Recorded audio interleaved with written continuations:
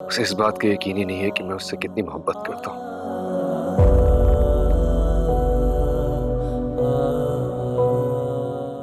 और अब मुझे उसे मजीद यकीन दिलाना भी नहीं है।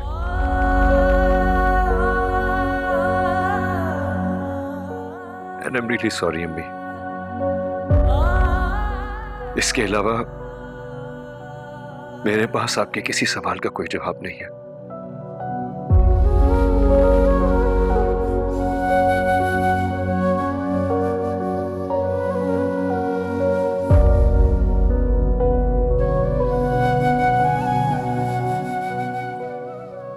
माहम,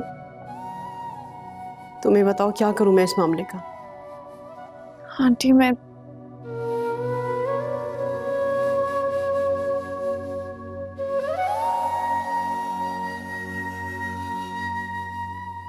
सारिम को कभी मुझसे मोहब्बत थी ही नहीं। वो किरण से मोहब्बत करते थे और मुझसे शादी इसलिए की क्योंकि मैं किरण की तरह दिखती थी।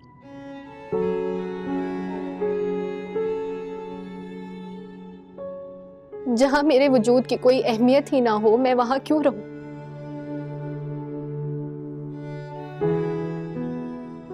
सब कुछ जानने के बाद भी मैंने सारिम से शादी निभाई।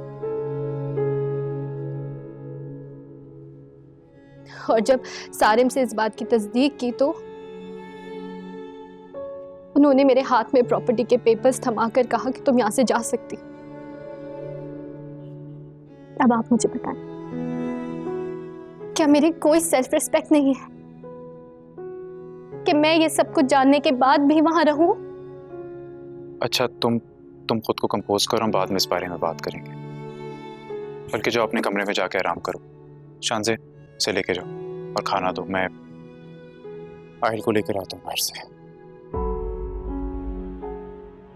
आओ, तुम्हें खाना खिलाती हूँ। और आहिल की परेशानी मत लेना, मैं संभाल लूंगी उसे। बिल्कुल भी ना उसे सारिम की कदर नहीं है, इसीलिए ऐसी बातें कर रही है। आरिफ, तुमने मुझे रोक लिया, वरना आज रूमी का दिमाग ठिकाने लगा देते। अम्मी, आरिफ ने बिल्कुल ठीक किया आपको रोक के। वो डिस्टर्ब है, थोड़ा गुस्से में भी है। नॉर्मल हो जाए तो बात कर लीजिएगा। वैसे अम्मी, आप सारिम से उसके घर वालों से बात नहीं करेंगी? फोन करके कुछ तो पूछे उनसे। हरगिज भी नहीं।